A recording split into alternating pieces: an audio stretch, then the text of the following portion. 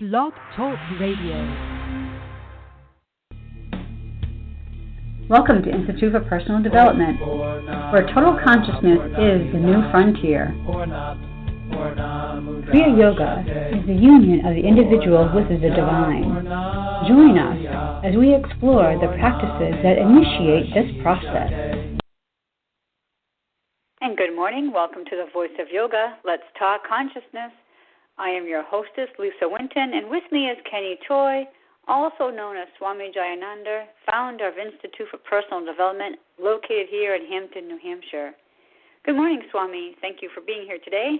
How are you? I'm here. I guess I'm doing all right. How about you? I'm doing great this morning, and I want to thank you, listeners, for tuning in. Today on the Voice of Yoga, we will talk about the rhythm in life. It is no coincidence that there are 12 tones and 7 notes in music and 7 major chakras and 12 departments in life. Listen as we explain how the small and simple explains the large and the complex. Everything in life has procedure and timing. Just as the physical body has a pulse, music has a beat. By understanding music, you can see the rhythms and cycles of your life. So welcome to the Voice of Yoga. We are talking consciousness. And join our Kriya Yoga Spiritual Advance to get the light in your soul and experience the dance of life. Well, so this should be a fun episode talking about music and Kriya Yoga. So how can we make the association between the two? How are they connected? Well, I think what you want to do is you really want to understand the infrastructure of both. That if you understand how your chakra system works, that it's kind of like the pure energy of spirit passes through the lens of your mind, and then it creates our reality. And with regard to the whole thing of music, that unified sound is silence. And so again, as you start to break things off from the unified state and you start breaking it into segments or pieces, then you have noise. And it's kind of an interesting dynamic, and a lot of the things that are associated with music can also be cross-referenced with regard to our experience with life. But I think the major thing is to understand the procedure, the procession of life, to understand the infrastructure of a song. And I think one of probably the best ways to start maybe getting familiar with that, because to be honest with you, I really do not understand music at all. But I do have a real clear understanding of the Bhagavad Gita, which the work itself is called the Song of Life. The Song of God. And I think that work, if you start to pull it apart and cross-reference it, you could start to see how it was named exactly that way. And then, of course, if you start to understand a little bit about the infrastructure of music, like we said, there are notes and there are tones. And then there's all of this other stuff that we put together in this compilation to make a song. And our lives are a compilation of all of these things that are meshed together, and we try and put them together in some sort of harmonious rhythm. And of course, a life that's in balance has that type of structure. And whether we do it consciously or unconsciously, I think it makes a difference. I think no matter no matter your culture, whether you're living in the United States or whether you're, part of an indigenous tribe somewhere in another country, that sound or song is very important to culture. There are some cultures that drum. There are some cultures that have, fluting and or chanting or dancing and whatever that might be, and it does become a major part of certain cultures around the world.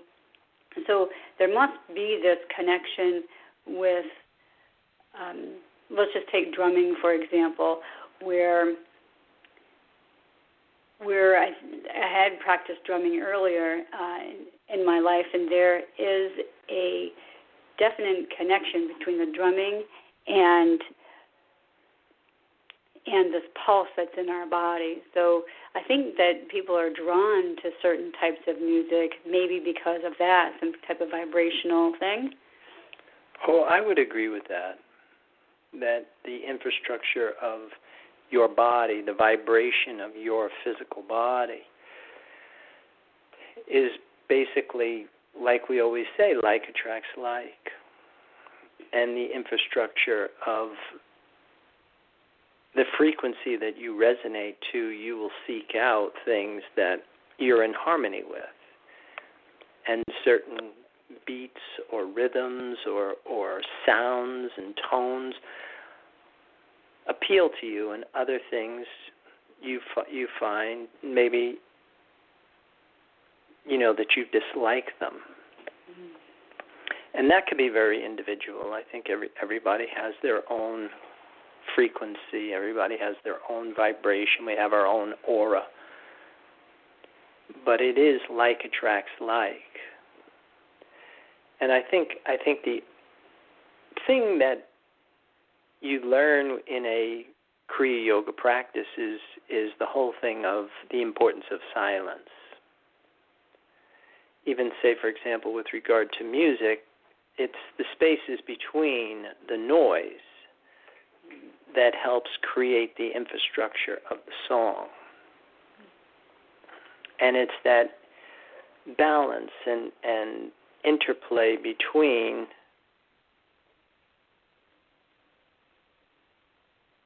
doing and letting things happen kind of a thing. They say that the color white is the culmination of all the colors. Can we say the same thing for silence, that silence is the culmination of all sound? Yeah, I think it could be taken the same way. Just like the color black is the absence of all color.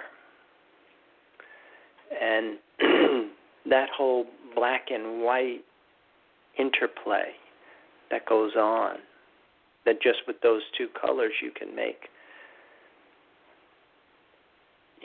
things recognizable.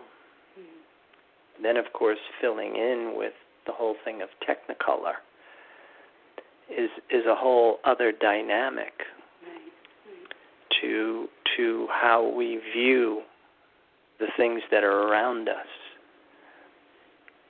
But the rhythm and the cycle of your life, the harmony, the balance, kind of like the procession of your life can really be equated with some sort of symphony or some musical piece of work, and having these high points and low points and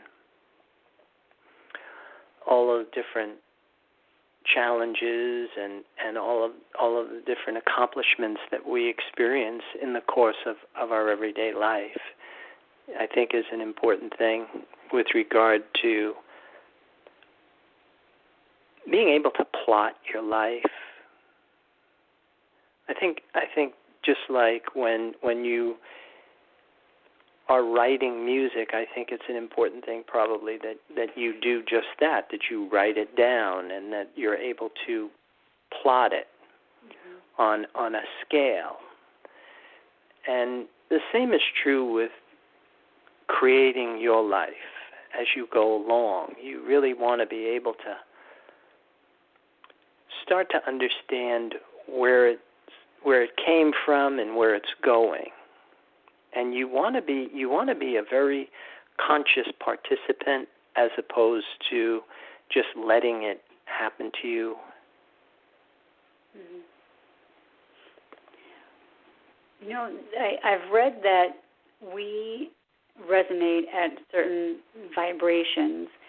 So would it be safe to assume that a person's level of consciousness, let's say, they would resonate at a certain frequency or a certain vibration, and if they were to lower their level of consciousness or raise their level of consciousness, then their vibration would change as well? Yeah, and that's one of the things that we talk about, the physics of spirituality. You know, that things like the shape, the composition, the condition of your physical body will have an important impact on the frequency that you resonate to, just like a piano or a guitar, that the string may be loose or too tight, kind of a thing, that if the instrument itself is out of tune, it affects the outcome of the song.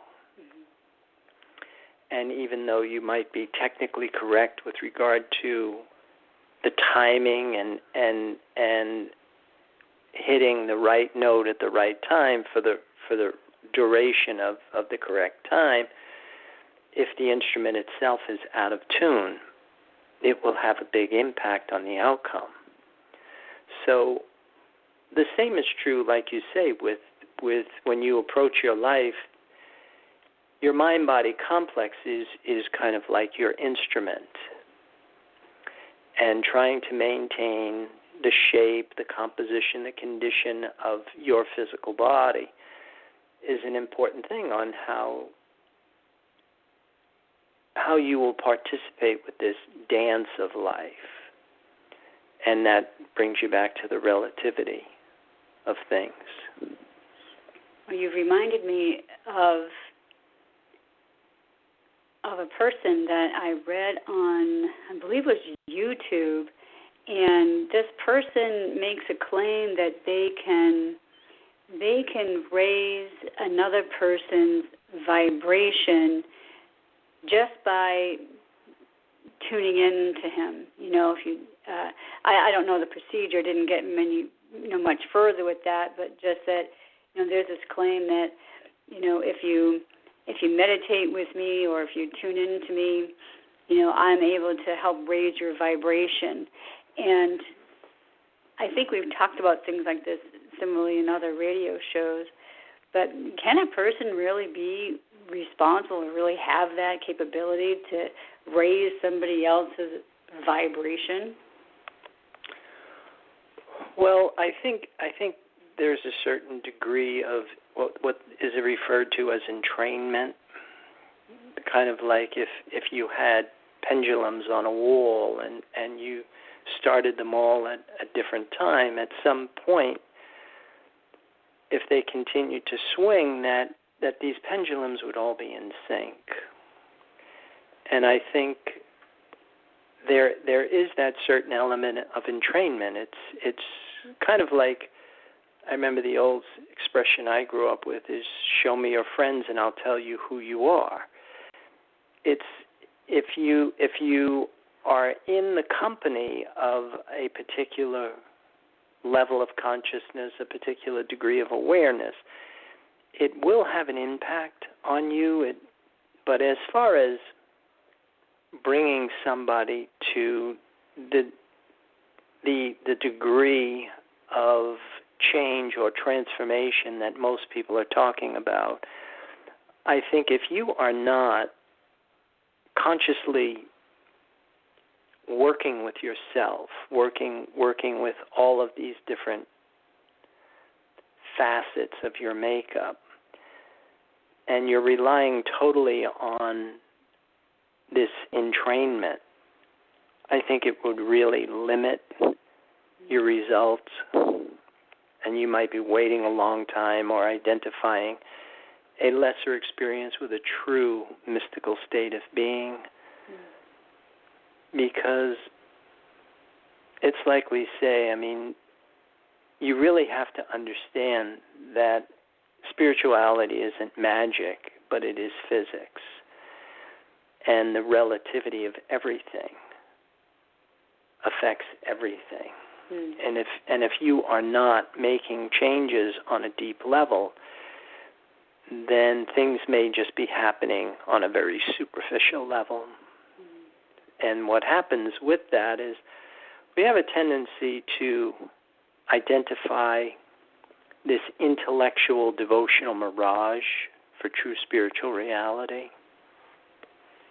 All right, we're going to pause and hear a word from our sponsors. So listeners, we'll be back with you in a few moments.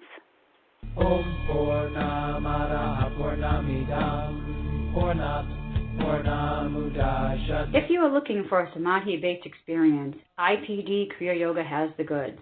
A complete yoga program that includes the practices and the process. Kriya Yoga Theory 1 live classes and videos. Get your arms around the spiritual science of Kriya Yoga. You know, the intention of why we practice is to embody spirit, to feel connected to the life force. Kriya Yoga Asana live classes and videos. A cosmically engineered system of exercises to initiate apotheosis. A system of exercises engineered for dining and dancing at the Cosmic Ballroom. Kriya Yoga Theory 2 live classes and videos. A practice in open form designed to facilitate positive growth of consciousness. Get your Labyrinth video. I find the positive side of this is it pulls a lot of things together. Kriya Yoga Mantra and Meditation. With repetition comes absorption. Pray on prana and become divine. At the same time, we all have a unique talent and gift to give back to the universe. Private sessions. The mysteries of the universe have always been handed down verbally from teacher to student. Call or click now and get started. 603-929-0303 or www.ipdtransform.com. Namaste.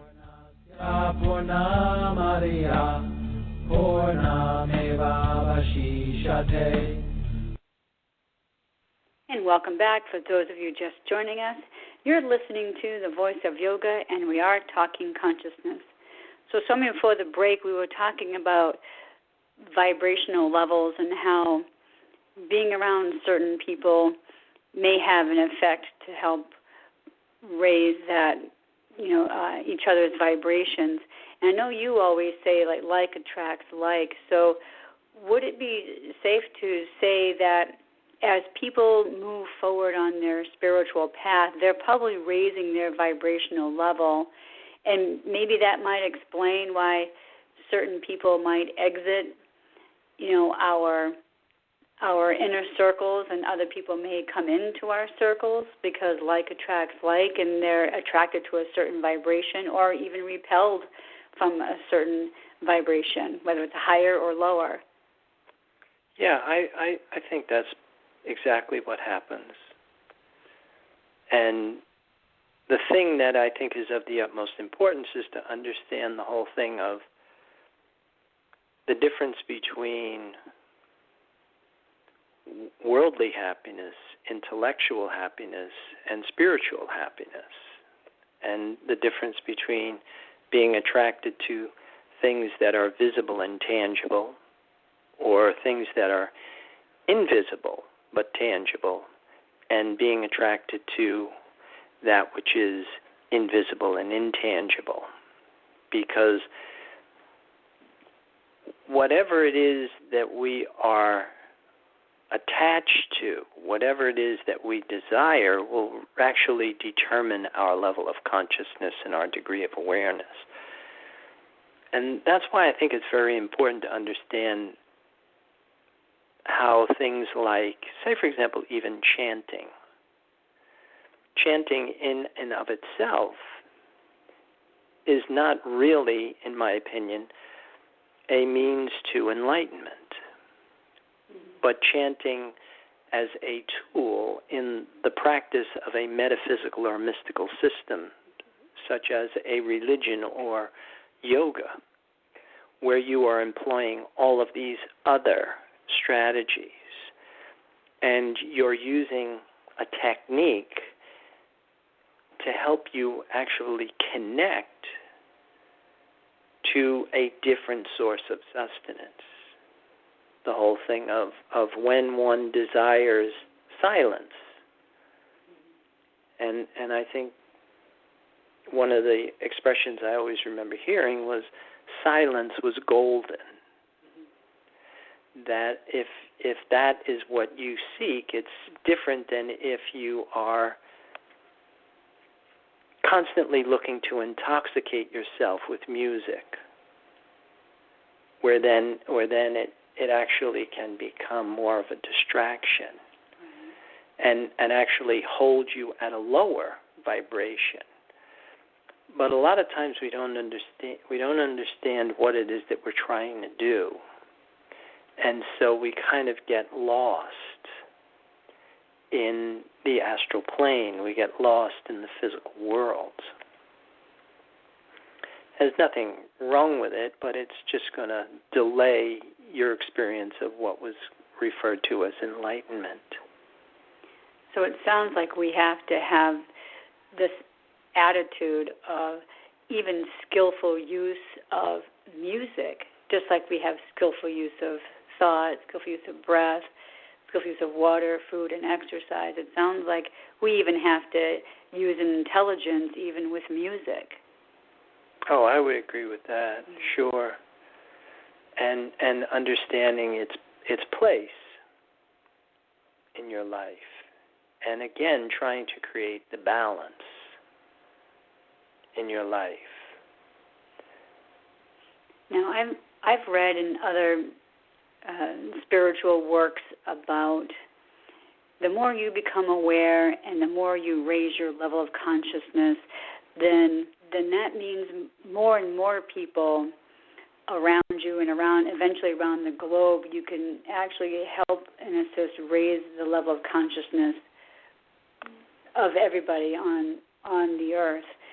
So it sounds like that's a big responsibility, and when you say that if people are repelled by sometimes a higher level of vibration, a higher level of consciousness, so then how do we take that responsibility further to help lift the consciousness of the world, of the planet, if some people are repelled by that? Yeah, that's an interesting question. And like you say, there's the 100-monkey theory kind of a thing, that if you could get 100 people to raise their level of consciousness, their degree of awareness, then it would have impact critical mass. It would impact the collective consciousness, and it would make more and more people want to raise their level of consciousness, their degree of awareness. And if you really look at where we are collectively, globally, you can really see how we're not growing psychologically and spiritually in a positive direction. In fact, we're spiraling downwards and backwards. And most of that is because of the physics of spirituality. Like attracts like. That when somebody is at this higher frequency and you step into their aura, it doesn't feel good. In fact, for a lot of people, it's threatening. And so that is one of the things that I think is a real misconception in our spiritual communities, is that people think that being spiritual is warm and fuzzy. And in reality, it really isn't. That this concept of spirit it's a higher voltage, it's a higher frequency, and you really have to prepare yourself to be able to channel it. and you need to strengthen your psychological organs, and you need to attune yourself to it. It's something that you must acquire a taste for, so to speak, and then eventually become addicted to it. But initially, you should be repelled by it.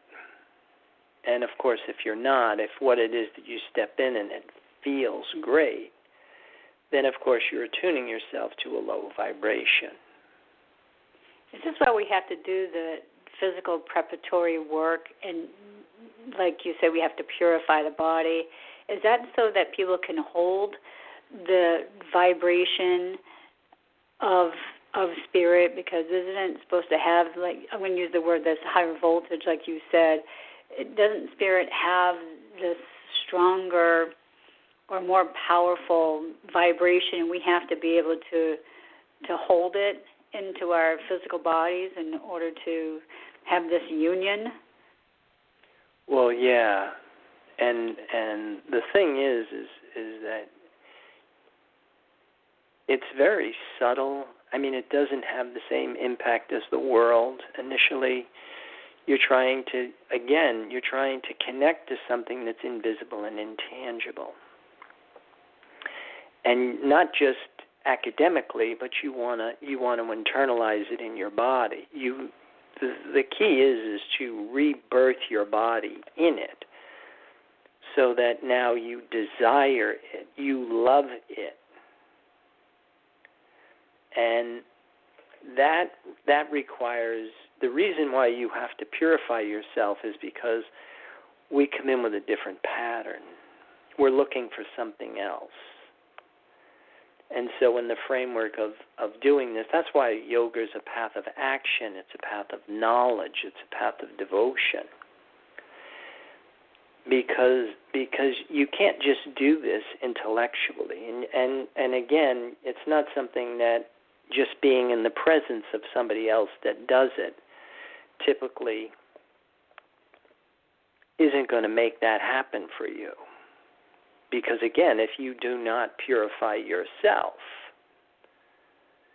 then of course you can't even get this subtle source of sustenance into your body as a symbol for validation. But if you grasp the concept and you understand it, and you understand how to attune yourself to it, then things like chanting and rhythm and melody and all of that can be used to help you harmonize yourself with this invisible and intangible resource. But at the same time, you can become intoxicated with the sound, and of course that keeps you attached to something that's visible and tangible, or invisible and intangible. What's interesting is I have heard stories and seen movies about these genius writers and genius music writers and even artists where they strive for this perfection in whatever it is that they're trying to make, whether it's music or words or whatever. And is it because that it's so difficult to using these methods, and they have to be a certain attunement? Well, to answer your question, I mean, spirit is the sound of silence. So the whole thing is that it's not something that you achieve that is recognizable. So again, and I think it's time we have to get going. Sure. So in closing, I would like to invite you listeners out there to visit our website. You can follow Swami on Pinterest and Twitter, and of course on Facebook. Be sure to visit our website, www.ipdtransform.com, and you can post comments about this show and maybe ideas. So be sure to tune in next week. I believe we'll be discussing Labor Day and celebrating that Kriya Yoga style. So any final thoughts about our show today? I just wish everybody a good day. Namaste. And thank you for listening to our program, The Voice of Yoga. This is Lisa Winton along with Swami Jayananda signing off. Have a wonderful Kriya Yoga kind of day. Namaste.